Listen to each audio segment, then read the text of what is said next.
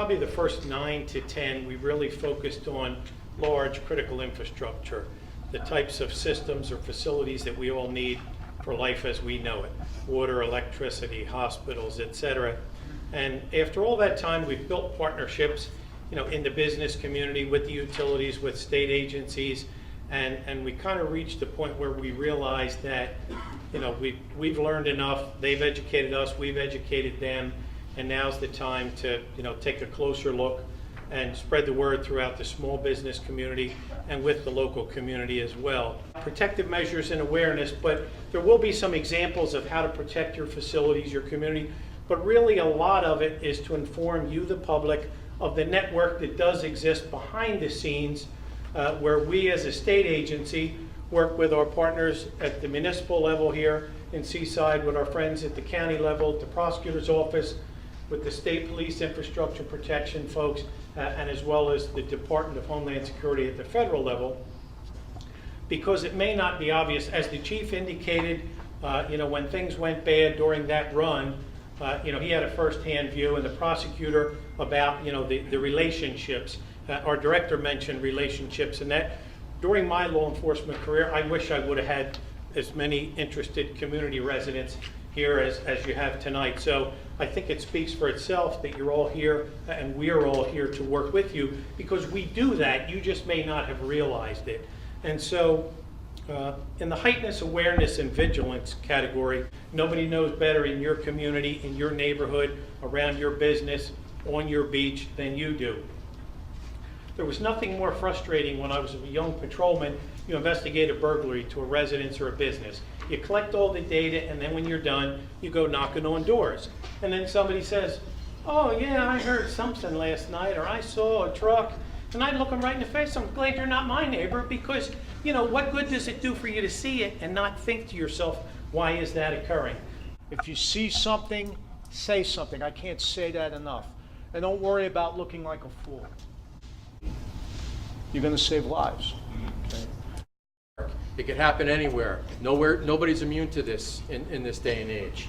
Our tips line, 866-4SAFE New Jersey. You can email tips to us. There's even an app for your phone.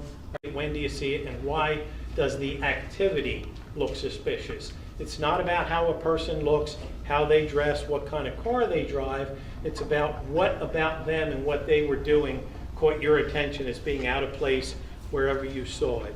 For commercial facilities in an outdoor setting, public assembly, and hotels, and they're really designed for people that either own, manage the infrastructure, or perhaps you're part of an organization that's planning a community event, whether it be a run, whether it be a special event on the boardwalk.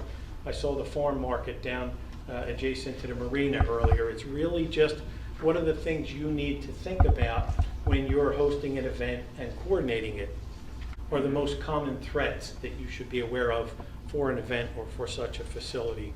We also talk about the potential indicators of terrorist activity or terrorist surveillance around an event like that.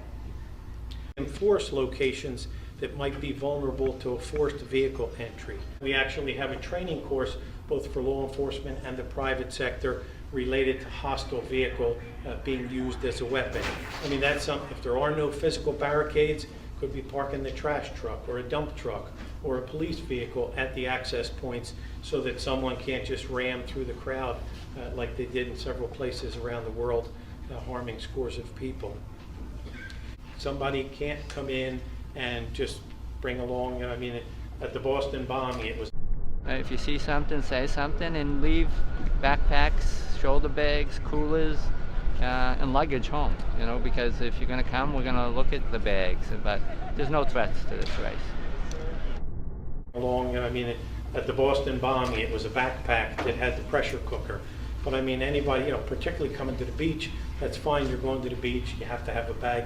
But if you're having a special event in an outdoor setting, perhaps in a community park, perhaps along the boardwalk, for that special event, you may want to enact separate rules that you would want to have. And you tell people you're not going to be permitted to bring bags, or maybe you do like the airport. Anything you're bringing has to be in a clear plastic container so we can see what it is. And we had an event such as this last month on LBI, and there was a discussion amongst event organizers about, well, how would that be received? Would people be upset? Can we do it? Can't we? Well, obviously, I'm not a lawyer, so I can't tell you whether legally it's appropriate for you to grab somebody's bag and search it. But if you advertise it and you tell them, don't bring those things, they already know you're going to be looking for it, so you're ahead of the curve. Additionally, if someone comes, they have something they're not willing to show you, well, that's okay. Have a nice day, and go somewhere else. Because if those are the rules that are enacted in this place, at this time, on this property, public or private, then everybody knows about it, and if they show up without it, you're better off. Have a business, make sure that the first responder community is familiar with your facility, what you do there, what goes on there, things that you have there that could hurt them, and ways that they might be able to help you protect it or respond. Like we've said all along tonight in the theme, you're going to continue to hear, terrorism awareness really is about neighborhood watch at a new level.